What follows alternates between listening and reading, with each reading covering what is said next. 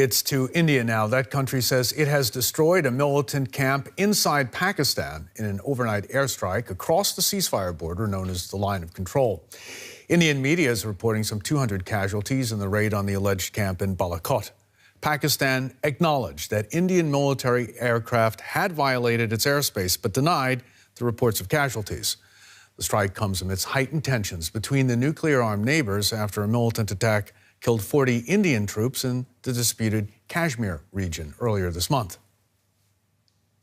The Indian Foreign Secretary accused Pakistan of failing to take concrete action to dismantle the camps that arm and train hundreds of jihadis on its soil. He said Delhi acted on, quote, credible intelligence that Pakistan-based militants were plotting further suicide attacks across India.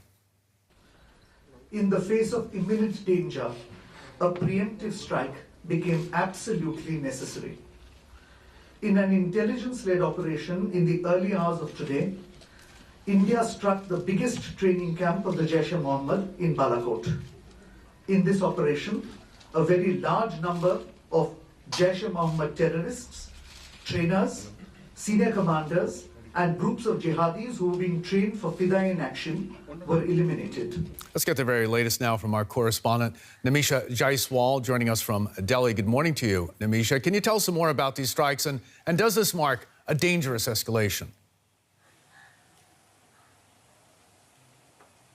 Well, yes, the primary information about the strikes at this point is coming through from the Indian Foreign Secretary, who we just heard. The key aspect that India is pushing here is that this was a strike on the Jaish-e-Mohammed terrorist organization, which they claim is Pakistan-based and Pakistan-backed. Now, the JEM, as it is called, claimed was behind the attack in Kashmir in the Pulwama district that happened less than 2 weeks ago and led to the loss of life of 40 Indian security personnel. Now, why this is really significant is that this is something that has been expected from India for the last 2 weeks. We were awaiting kinetic action. Across India, there have been calls for action against Pakistan because of the loss of life. And this is finally an Indian strike. And what sets it apart also is the fact that Pakistan has acknowledged the strike. Of course, there's a difference on the number of casualties that both sides are claiming, but this strike definitely shows that there are not only rising tensions, but there could be a further escalation as well.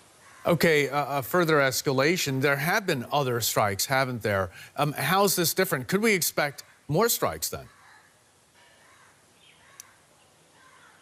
Well, what really sets this strike apart is the fact that the line of control, as you mentioned, which is a de facto line between Pakistan-administered or Pakistan-occupied Kashmir and Indian-administered Kashmir, that has been crossed. Now, it's really important. The last big war that happened between India and Pakistan in 1999, which we call the Kargil War, even then the line of control was not breached.